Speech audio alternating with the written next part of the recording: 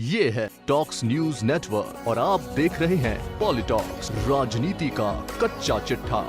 उत्तर प्रदेश में 4 महीने बाद विधानसभा के चुनाव होने वाले हैं, लेकिन केंद्रीय गृह मंत्री अमित शाह ने काफी समय से यूपी की तरफ देखा भी नहीं है। भारतीय जनता पार्टी के चाणक्य माने जाने वाले अमित शाह देश भर के राज्यों का दौरा कर रहे हैं, लेकिन उत्तर प्रदेश नहीं जा रहे।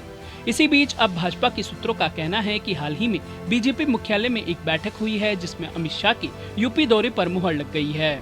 लेकिन इसके लिए मुख्यमंत्री योगी आदित्यनाथ को वर्तमान सियासी हालातों को भांपते हुए 2 कदम पीछे हटना पड़ा है। योगी के पीछे हटने के बाद ही अमित शाह ने उत्तर प्रदेश जाने की हाँ भरी है।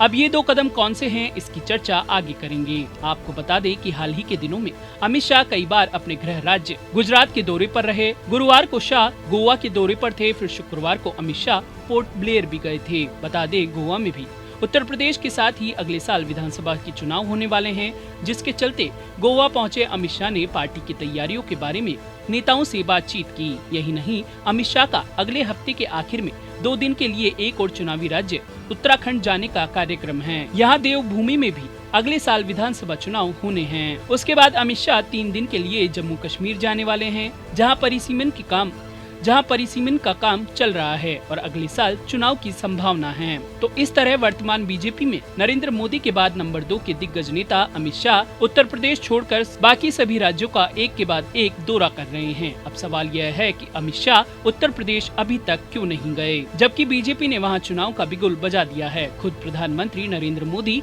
वाराणसी के अलावा अलीगढ़ में भी एक बड़े कार्यक्रम में शामिल हो चुके हैं। आपको बता दें कि अमित शाह आखिरी बार विंध्यवासिनी के दर्शन के लिए यूपी गए थे, जहां उन्होंने एक कॉरिडोर का शिलान्यास भी किया था। इसी बीच बीते बुधवार को 11 अशोक रोड पर पार्टी के वॉर रूम में एक अहम बैठक हुई, जिसमें अमित शाह भी शामिल हुए। शाह के साथ ही संगठन महामंत्री BL संतोष, पार्टी महासचिव अरुण सिंह और केंद्रीय मंत्री पीयूष गोयल भी इस बैठक में मौजूद थे। इसमें 5 राज्यों में होने वाले आगामी विधानसभा चुनाव की रणनीति पर चर्चा हुई। इस बैठक से जुड़े पार्टी के जानकार सूत्रों का कहना है कि अब जल्दी ही अमित शाह के उत्तर प्रदेश दौरे का कार्यक्रम बनेगा। इसमें कोई संदेह नहीं है कि अब अमित शाह उत्तर प्रदेश जाएंगे, लेकिन इतनी देरी से उनका यूपी के चुनाव अभियान में उतरना कई तरह के सवाल खड़े करता है। आखिर भाजपा के मौजूदा केंद्रीय नेताओं में उनसे बेहतर उत्तर प्रदेश को जानने वाला शायद ही कोई होगा। राजनाथ सिंह को छोड़ दें तो अमित शाह पार्टी महासचिव के तौर पर 2014 में उत्तर प्रदेश के प्रभारी थे,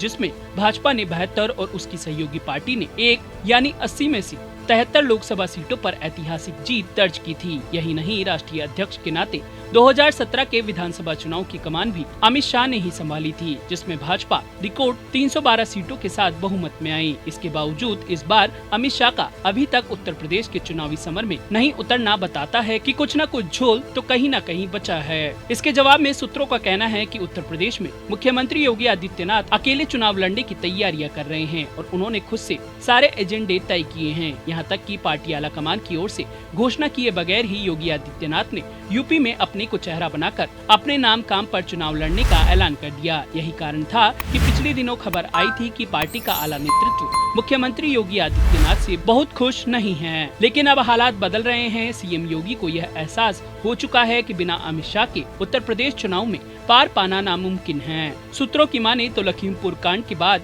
बैकफुट पर आई योगी सरकार और बदले चुनावी हालातों के बाद योगी आदित्यनाथ ने अपने आप को 2 कदम पीछे हटाया, तभी अमित शाह ने यूपी जाने का मन बनाया है। आप यहाँ यह भी तय मानिए कि बीजेपी के असली चाणक्य अमित शाह की यूपी चुनाव में एंट्री के बाद हवाओं का रुख बदलने वाला है। जैसा कि हमने पहले बताया कि यूपी की एक सियासी नस का अमित शाह को पता है। पॉलिटॉक्स ब्यूरो, दिल्ली। ये है टॉक्स न्यूज नेटवर्क और आप देख रहे हैं पॉलिटॉक्स, राजनीति का कच्चा चिट्ठा।